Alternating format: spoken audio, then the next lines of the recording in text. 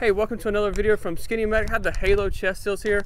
I'm going to open them up, show you what they look like on the inside so you don't have to open up your pair. So we use the chest seals to seal any kind of penetrating trauma from the neckline down to abdomen. So if you got any kind of penetrating trauma that's penetrating the skin, we open this up and we slap it on the chest.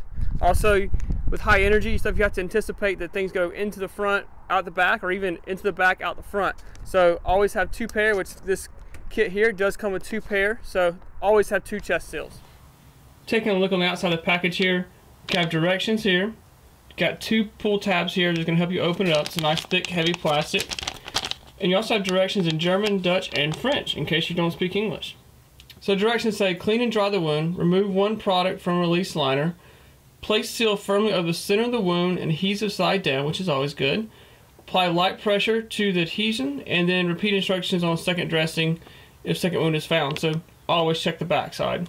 Now this is a nice thick plastic here too, so if you had to, you could actually use this plastic part here, the actual packaging, as a chest seal. So when you open it up, you could pull this part and tape on the corners and you could have yourself another chest seal just out of the packaging here. Alright, so we're going to open up, take a look at it. There again, you have two pull tabs here, so you can pull from either side. If you couldn't get a grip, you could of course cut these, but then you might risk cutting the chest seals, but you can definitely pull these even with gloves on. So pull the tab, and then we're going to open up the chest seals here. Has another seal here, which is a good thing. And we'll take a look at the chest seals. Alright, like I mentioned, you do get two chest seals with this package, which is super important. I think you should have at least two chest seals in your kit. You can see this one's about the size of my hand, which if you're obviously covering an exit wound is going to be good enough probably. If you do have two, if you need to cover an exit wound, entry wounds are generally small, so you would put the wound in the center of the bandage here, put pressure on it, and then of course look for an exit wound, look for a secondary injury as well. So of course to remove this, pull the tab here. And this part right here, which is super sticky, you can see it sticking to my hand, would stick to the chest, into the center of the wound. Now it says to clean and dry the wound.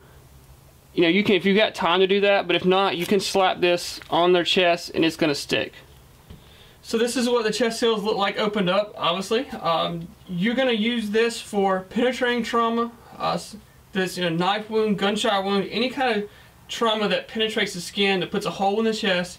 You're going to seal this up. That way the air will hopefully go in and out the trachea like it's supposed to and not in and out the chest hole.